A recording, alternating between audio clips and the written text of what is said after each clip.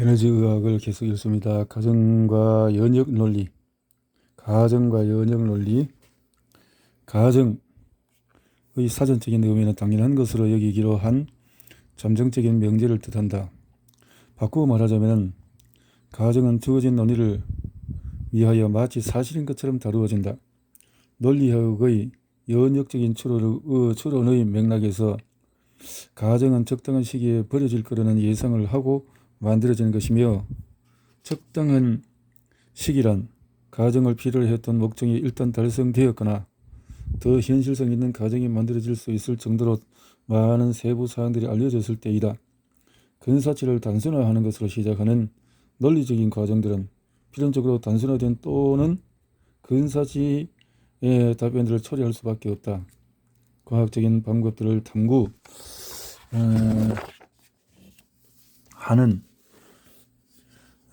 몇몇 철학자들은 거의 모든 과학적인 발견들이 가정 혹은 이런저런 근사치에 기반한다는 것과, 따라서 과학적인 사실들이라는 것은 언제나 상대적이거나 사실에 근접한 정도라는 것을 알게 되었다. 1986년 전자생물에 대한 그 무엇이라도 이해하기 위해서는 에너지와 정보가 이곳에서 저곳으로 움직이는 모든 상황에 영적 전도체가 적용된다는 생각을 마땅히 버려야 하며, 그와 같은 가정을 사실에 더 가까운 가정들로 교체함으로써 실제에 더 가까운 결론들에 다가갈 수 있어야 한다. 우리가 영적 전도체 근사치가 모든 상황에 적용된다는 가정에서 한번 벗어나게 되면 생체에 존재하는 에너지 회로를 볼 수 있게 될 것이다. 전기 대 전자. 다음으로 생체 전기와 생체 전자 공학 간의 구분을 명확히 해보자. 생체 전기라는 개념은 일반적으로 나트륨, 칼륨, 칼슘, 마그네슘, 염화물 같이 전하를 뗀 이온이 움직임으로써 생기는 대규모 현상을 말한다. 그것은 바로 전에 기술된 영적 전도체 가정의 관점으로 이해가 된다. 거의 모든 경우에 있어서 이런 종류의 생리적인 전기는 세포막을 사이에 두고 발생하거나 상피 조직이로 불리는 세포층을 사이에 두고 발생하는 그런 전기 극성, 그리고 세포막이 순간적으로 탈분극 후에 재분극될 수 있는 능력에 의해서 생기는 것으로 여겨지고 있다. 그리고 이 과정을 통해서 신경이 인체 내에 이곳저곳으로 신호를 전달할 수 있는 것으로 생각되고 있다. 탈분극의 파동은 근육세포 표면을 따라서도 이루어지며 이것이 근육세포의 수축을 촉발한다. 망막 전이도 근전도 뇌전도 뿐만 아니라 심전도로 감지되는 큰 전기장과 측정 가능한 자기장은 기관들이 활동할 때 흐르는 전류 때문에 주로 발생된다. 상처를 입었을 때 피부를 사이에 두고 생기는 전기 탈분극의 느린 파동은 그리 알려지진 않았지만 중요하다. 이런 것들을 선성전이라고 부르는데 육정에 기술되어 있듯이 조직 회복을 촉진하고 이끄는 데 있어서 중요하다. 생체 전기는 전기 생물학자, 생리학자, 신경생리학자 등을 포함한 많은 다양한 과학자들에 의해서 널리 연구되었다. 전류는 비교적 쉽게 측정할 수 있으므로 이 주제에 대해서는 알려진 것들이 많다. 이와는 반대로 생체 전자공학은 비교적 새로운 연구 주제에 속하며 이온보다도 훨씬 작은 존재의 흐름을 다룬다. 이런 것들에는 주로 전자와 양자, 그리고 홀이라고 불리는 전자가 사라지는 공간이 있다. 비근한 예로 당신 가정에 있는 전기기구와 거기에 전력을 공급해주는 배선을 떠올려보자. 이것들을 컴퓨터나 핸드폰 내부에서 이루어지는 훨씬 더 포착하기 어려운 전자적인 처리 과정과 대조해보라. 이러한 기기들에는 소형 전자회로가 들어있어서 초고속으로 복잡한 임무를 수행하는 데 훨씬 적은 양의 전력을 사용한다. 이것은 고체 물리학 및 전자공학의 발달과 반도체 기기의 사용 덕분에 가능한 것이다. 이제 우리는 생체 시스템에서 발견된 정교한 반도체 회로를 보게 될 것이다. 우선 세포를 자세히 들여다보는 것부터 시작해 보자. 세포 및 조직 구조, 생체 매트릭스. 최신 과학의 가장 중요한 발전 중의 하나는 모든 치료적 접근이 접촉하고 상호작용하는 대상의 인체의 물질적 기질, 즉 생체 물질의 구조와 에너지론에 대해서 더 잘 이해하게 되었다는 것이다. 수기 치료사뿐 아니라 외과 의사에게도 이러한 생체 물질의 에너지성은 개념적으로나 실질적으로 모두 중요하다. 새로 이루어진 진전을 이해하기 위해서는 우리는 세포에 대한 지식의 획기적인 발전에서부터 시작하고자 한다. 수십 년 전의 생체 세포는 막으로 둘러싸인 자루이며 그 안에 분자 용액을 담고 있는 것으로 상상되었다. 그림 13은 교과서에 자주 삽화되는 제시되는 세포 그림이다. 세포 가까이에 있는 결합 조직이나 세포 외 기질로 불리는 섬유성 물질에 주목하라. 이런 기질에는 콜라겐으로 불리는 매혹적인 단백질이 대량으로 포함되어 있다. 대부분의 교과서에 실린 그림을 보면 결합 조직과 세포 사이의 공간, 그리고 세포 내부는 모두 대부분 텅 빈 상태로 나타나 있다. 텅 빈 공간에는 세포에게 있는 핵과 미토콘드리아 같은 몇 개의 소기관만 있을 뿐이다. 우리는 이러한 세포액이라는 용어가 오해의 소지가 있다는 것을 보게 될 것이다. 그림 14판은 세포와 조직 구조의 가장 중요한 구성물의 하나인 세포 골격을 누락시킴에도 불구하고 입문서와 고급 교재에 널리 쓰이고 있으며 의과 대학에서 사용되는 교재에도 등장한다. 그림 10.3에 제시되는 세포 이미지가 계속해서 현대의 교재에도 여전히 나올 수 있는 이유 중에 하나는 세포가 연구되는 방법에서 찾을 수가 있다. 현대의 생화학자, 세포 생물학자가 세포의 성분을 연구할 수 있도록 만들어진 돌파구는 바로 정교한 분별 공장이다. 이러한 방법은 뉴욕 록펠러 대학의 알베르트 클로드와 크리스티앙 드 디브 조지 폴레이드에 의해서 개발되었는데, 이들은 자신들이 이룬 주목할 만한 발견으로 1974년 노벨 생리의학상을 수상했다.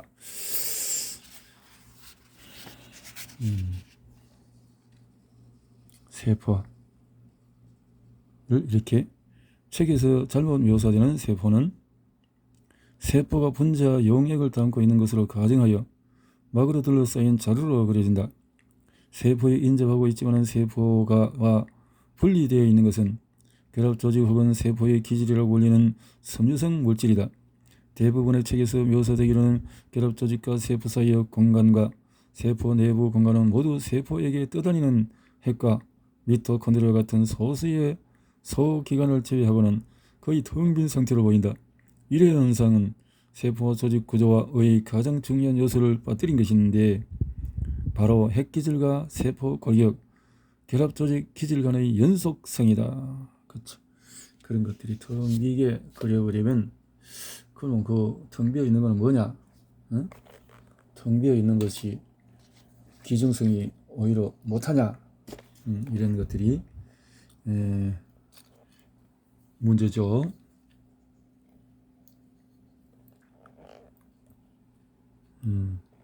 생각을 어떻게 하느냐. 세포에 많은 여러 가지 구성 요소들이 들어있다는 것은 현미경으로 이미 밝혀졌지만, 그것들이 무엇이고 그것들의 작용은 무엇인지를 알아내는 것은 매우 어려운 일이었다. 세포 생물학 분야에서 첫 수상이었으므로 1974년 노벨상은 중요한 의미를 갖는 것이었다. 노벨상 수여 연설을 인용하면 다음과 같다. 에드스트롬 1992년에 일찍이 이 분야에서는 노벨 수상자가 아무도 없었는데, 이는 이 분야가 새로이 만들어진 분야이기 때문이며 만들어진 것 또한 이번 수상자들의 역할이 컸다. 세포의 구성 요소들은 너무 작아서 그 내부 구조나 상호 간의 관련성, 각각의 역할들을 일일이 조사하는 것은 불가능하다. 일찍이 노벨 수상자의 은유를 빌자면 세포는 엄마의 반짓거리와 같다. 분간할 수 있는 순서도 없고 명확하게 어떤 용도에 쓰일지 알 수 없는 사물들이 흩어져서 들어있다. 그러나 세포가 반짓거리라 치더라도 그것은 정말로 매우 작은 축적에 해당하는 것으로 핀머리의 100만 분의 1에 해당되는 크기이다. 세포의 작용을 맡고 있는 다양한 구성 요소들은 이러한 100만 분의 1의 100만 분의 1에 해당하는 작은 크기에서 광학 현미경의 해상력으로는 볼 수가 없다. 또한 연구가들이 훨씬 큰 실험 동물을 사용하더라도 별 도움이 안 된다. 코끼리의 세포가 쥐의 세포보다 더 크지는 않다. 자, 이 세포라는 중요성인데요. 커넥티브, 익스트라큘러 매트릭스 이런 것들이 클로드 드 디브 펄레이드가 개발한 분별 공정으로 다양한 세포 구성 요소들을 분리할 수 있게 되면서 각각의 작용을 따로따로 연구할 수 있게 되었다. 점점 다양한 소기관들이 분리되어서 그 별개의 기능들이 밝혀졌다. 여기는 핵, 미토콘드리아, 리보솜, 소포체, 골지체를 비롯하여 세포 골격과 핵계지를 구성하는 다양한 종류의 필라멘트와 섬유들이 포함된다. 이러한 테크닉으로 예를 들어서 리소저 및 분해 요소를 포함하고 미토콘드리아는 산화적인 대사에 관련된 효소를 포함하고 엽록체는 광합성 색소를 포함한다는 것 등을 보여줄 수 있게 되었다. 이렇게 조직을 균질화한 뒤에 균질물을 일련의 여러 다른 속도의 원심 분리를 통과시킴으로써 세포 성분은 분리되어서 따로 떼어내어질 수가 있다. 미토콘드리아 같은 개개의 소기관들은 A에서 제시된 방법들로 분리되고 정제될 수가 있다. 그리고 자당농도 원심 분리와 같은 다른 테크닉으로 소기관들을 부수어서 전자 전달에 관여하는 미토콘드리아 효소 같은 분자 구성 성분들을 분리해낸다. 현대 생화학과 분자 생활은 소형성 단백질과 효소 그리고 최종 성층물 표면에 뜨는 물질에서 발견되는 기질이라고 불리는 그 밖의 반응물에 관한 연구에 초점을 맞춘 채 진행되어 왔다. 세포 대사에 대한 우리의 개념은 수용성 효소의 무세포 추출액에 의해 수행될 수 있는 화학 반응에 기반하고 있다. 예를 들어서 포도당은 그러한 추출물에 속하는 해당 작용이라고 불리는 10단계의 효소 시리즈를 통해서 다양한 다른 복합체로 대사될 것이다. 헥소키나제, 포도당 6, 인산 이성화 효소, 또 6, 포스포, 프룩토 인산화 효소, 프룩토스 알돌라제, 3천당 인산 이성화 효소, 글리세랄데히드 3 인산 탈수 효소, 포스코 무타 인산화 효소, 무타제 수화 효소 이렇게 쭉쭉 있네요. 10단계가 더 인산화 효소, 피브르산 이러한 연속 반응의 결과 아데노신 3 인산이 생성되어서 다음과 같은 생체 활동에 동력을 공급한다. 근서적, 신경전달, 세포 대사, 세포 분열, 능동 수송, 삼투 작업, 당대사에 관련된 각각의 효소는 위에서 기술되었듯이 분리되어 연구될 수가 있다. 몇몇을 예외로 하고 생화학자들은 원심 분리 후의 실험관 밑바닥에 가라앉은 세포와 조직의 불용성 바탕 구조물인 고체 상태의 물질을 배기한다. 그 결과 세포에 대한 생화학적인 관점은 다음과 같다. 세포는 분해 효소들이 들어있는 묽은 용액이다. 분자들은 세포 안에서 무작위로 여기저기로 확산한다. 생화학적인 과정은 효소와 기질이 우연히 만날 때 발생한다. 사실 우리는 이렇게 널리 퍼져 있는 관점들이 정확하지 않음을 보게 될 것이다. 세포 안은 실제로 매트릭스로 빽빽하게 채워져 있으며 묽은 상태가 아니다. 세포 내에서의 확산은 분자와 구조의 결합 및 그 후역화에 의해서 제한된다. 많은 효소들이 자동차 조립 공장의 생산 라인처럼 기능적 단위로 조직화되며 그 반응들은 무작위 확산에 의해서 그것보다도 훨씬 더 빠르게 진행이 된다. 이러한 기능적인 단위를 메타볼론이라고 부른다. 단백질의 거의 절반가량은 용해된 상태가 아니라 단단한 고체이다. 해당 작용, 즉 위에 나열해놓은 10가지 용해성 효소들에 의한 당 분자의 순차적 분해를 자세히 살펴보자. 해당 작용과 그 밖의 생화학 경로들은 같이 준비된 무세포 추출액에서 일어날 수 있다. 그렇지만 아마도 이것은 선성되지 않은 온전한 세포에서 일어나는 것 같은 것은 아닐 것이다. 온전한 세포에서 일어날 것으로 생각되는 방법은 그림 10.5b에서 보이는 것과 같다. B와 같이 어떻게요? 해당 작용은 다양하게 즉 포도당의 피부로선 대사가 가지는 것에서 10단계 시리즈를 쭉 보여주고 있다. 응? 그래서 이 효소에 대해서 본문에서 언급된 것 같이 만일 이것이 세포 대사의 원리라면 아침 식사로부터 영양분을 얻는 데에 만 년은 걸릴 것이다. 뭔가가 연결점이 안 되면은 순차적으로 이렇게 만드는 어떤 그것이 해당 작용해서 그런데 순간적으로 된다는 거죠. 이후 이 분자는 포도당 인산 이성화 효소에서 의해서 과당 역인산으로 재별되는 등 일련의 과정이 일어난다. 이것은 대부분의 탄수화물 이화작용에서 일어나는 첫 번째 과정이며 유산소 및 무산소 호흡 양쪽 모두의 기반이 된다. 또한 거의 모든 생명체들의 많은 종류의 세포들에서 일어나는 것으로 알려져 있다. 무산소 호흡을 통한 해당 작용은 많은 생명체에 있어서 주된 에너지 근원이다. 생명의 생화학적인 이미지는 다음과 같이 정리된다. 효소, 단백질, 아미노산, 당 등의 입자가 있고 그것들이 세포의膜으로 둘러싸인 공간에 무작위로 확산되어 들어간다. 적합 분자들이 서로 부딪히는 기회가 생겼을 때 상호작용이 일어나서 화학적인 결합이 형성되거나 깨어진다. 이런 방식으로 화학 에너지가 포도당과 같은 분자로부터 유리되고 이렇게 얻어진 에너지가 생체의 구조를 만들거나 분해하는 데 쓰이며 독소들이 파괴되고 생체 활동들이 수행해야 된다. 10.5b는 해당 작용의 단계에서의 이러한 무작위 행보에 대한 이미지를 보여준다. 에들먼 2002년은 조직을 건조시키지 않고 전자현미경으로 조직을 관찰할 수 있는 방법을 고안하였다.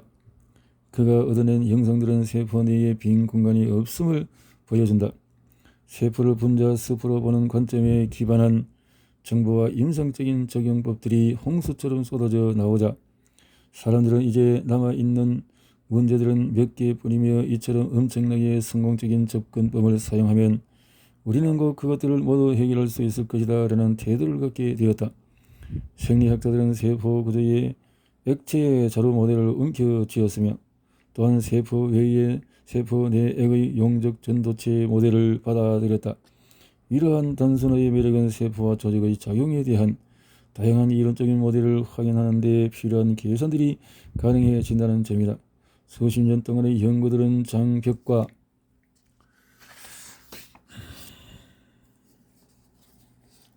초기 전자현미경으로 보았을 때 세포에 상당한 양의 빈 공간이 있다고 확신하였다. 이것은 세포의 즉 입자가 녹거나 떠다니는 상태로 있게 되는 장소이며 대사가 일어나는 것이라고 추측이 되었다. 그러나 에들먼 2002년의 연구를 통해서 세포 내 구조를 보다 사실적으로 바라보는 것이 가능해졌는데 그런 조직이 털소되지 않은 상태로 전자현미경으로 관찰하는 방법을 발견해냈다.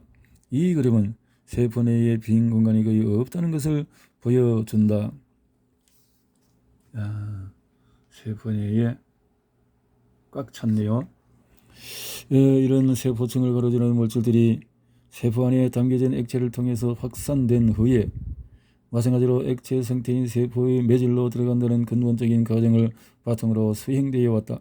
그 결과 대체 가능한 관점을 찾기가 어려워지게 되는 상당한 의미의 불변성, 앞서 설명한 공모형의 설을 보라.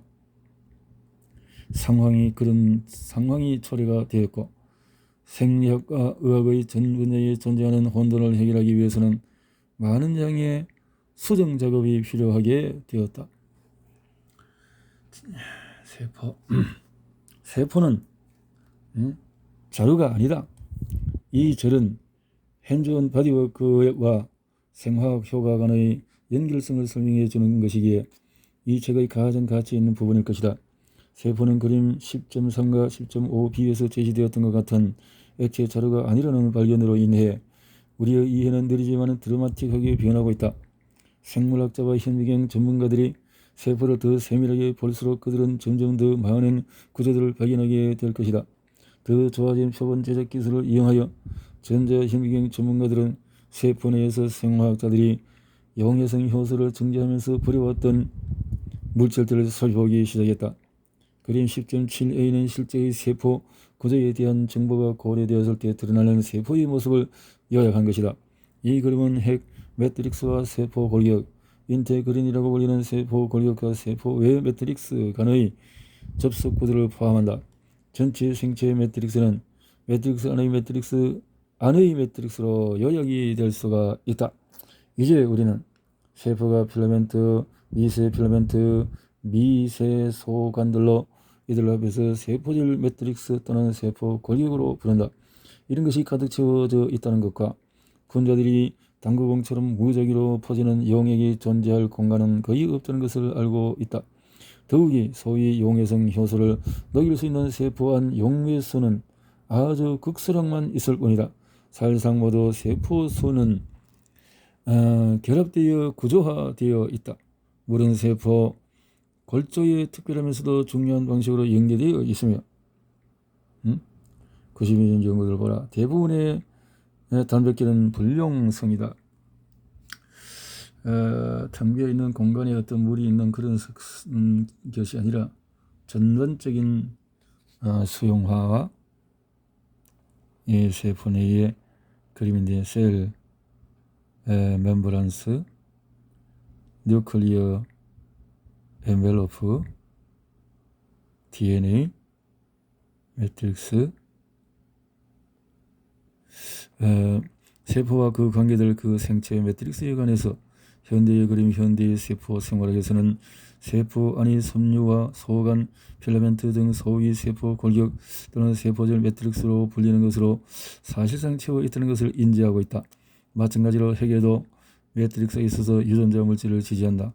엔테그린이라고 불리는 링거들은 세포 표면을 관통하여 세포 골격과 세포 외 매트릭스를 연결한다. 이 전체 시스템을 생체 매트릭스라고 칭한다. B는 생화학 경로인 해당 작용의 더 현실적인 모델을 보여주는 것으로 여기의 효소들은 세포 골격 구조를 따라서 순차적으로 조직화된다. 연구들을 봐라. 대단백질은 불용성이다. 예전의 세포질, 서포도는 세포에게 떠난다고 생각했던 많은 효소들은 실제로는 매트릭스에 부착되어 있다. 이것은 아놀드 비트의 연구로 추정이 되어져 왔다. 그들은 근육 세포의 일반적인 생리학적인 조건 하에서 아들라제 해당 작용 경로의 네 번째 효소의 100%가 액토미오신과 결합되어 있을 것으로 생각하고 있다. 연구를 통해서 밝혀낸 것은 이 경로에서 다른 효소들도 결합되어 있는 것이었다. 여기에 세 번째, 여섯 번째, 열 번째 해당 효소가 포함이 된다. 액틴과 결합함을 보여준다. 결합.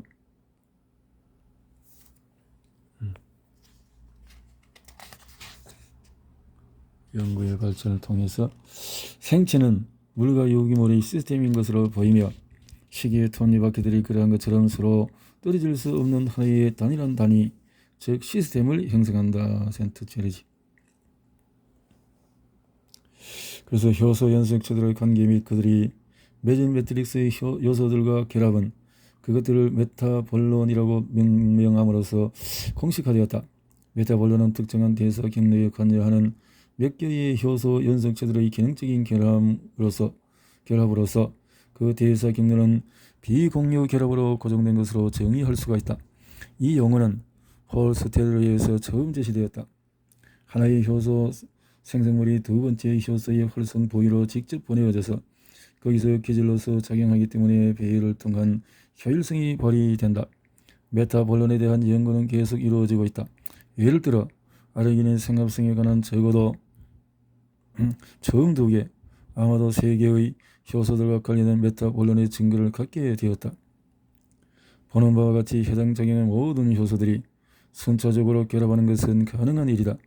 이러한 아주 작은 대사 공장들은 종정세포와 혈관의 구조들에 부착한다. 이러한 부착들은 정교하다. 생화학적인 견주라 기술은 실제로 살아있는 세포들에서 그것들을 떠받치고 있는 세포 및 핵 비계로부터 효소와 기타 단백질을 분리해버린다. 용액 생화학은 상당히 유익하지만 실제로는 인공물에 관한 연구이다. 어떤 분자들이 주로 가용성 성분에 있는 것처럼 보이는 경험적 사실로 인해 가장 차분한 견지락 공정에 의해서 행해진 맹렬한 폭력에는 주의를 기울이지 못하게 되는 것과 같다. 여전히 대부분의 책에서는 대사 경로를 선형의 선처 배열 단계들로 제시함으로써 생화학 작용을 너무 단순화시키고 있으며 가장 중요한 부분인 생체화학 반응이 발생하는 구조적 또는 고체 상태의 맥락을 다루지 않고 있다. 고체 상태